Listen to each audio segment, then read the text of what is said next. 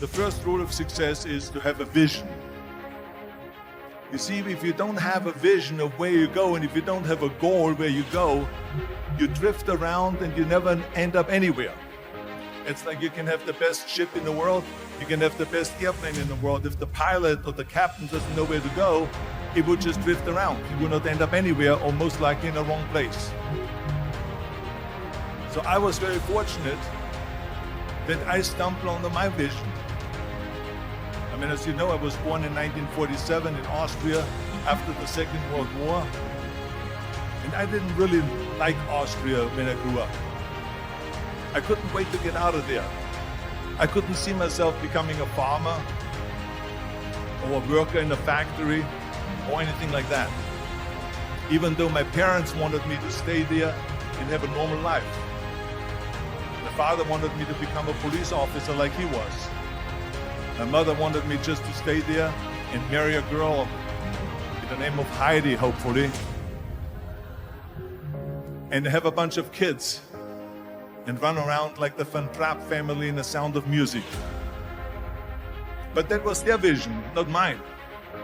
My vision was totally different. I felt that I was born for something special, for something unique, for something big.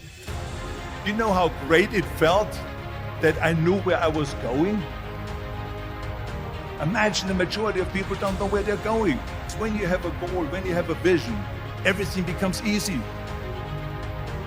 Because remember that in America, for instance, when you study, you will see the percentage of people that like their jobs. 74% hate their job in America. Now, this is not much different when you come to Europe. The majority of people don't like what they're doing because they're really not doing it because they didn't have a goal and they followed this goal. They just aimlessly drift around, and then all of a sudden there's a job opening, so they get that job because you have to work. But then when you work, it's a chore.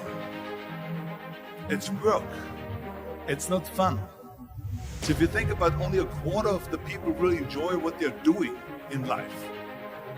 That is unbelievable if you think about it. So I felt so blessed that I knew what I was doing. It's like a medical student that studies and knows he wants to become a doctor. You know where to go. So I knew where to go. So people always ask me, when they saw me in the gym in the pumping iron days, they said, why is it that you're working out so hard? 5 hours a day, 6 hours a day, and you have always a smile on your face. The others are working out just as hard as you do, and they look sour in the face. Why is that? And I told people all the time, I said, because to me, I'm shooting for a goal. In front of me is the Mr. Universe title. So every rep that I do gets me closer to accomplishing that goal, to make this goal, this vision turn into reality. Every single set that I do, every repetition, every weight that I lift will get me a step closer to turn this goal into reality.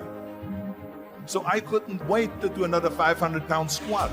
I couldn't wait to do another 500-pound bench press. I couldn't wait to do another 2,000 reps of sit-ups. I couldn't wait for the next exercise, for the next half hour of posing and all the kind of things that you have to do to be a champion. And with the age of 20, I went to London and I won the Mr. Universe contest as the youngest Mr. Universe ever.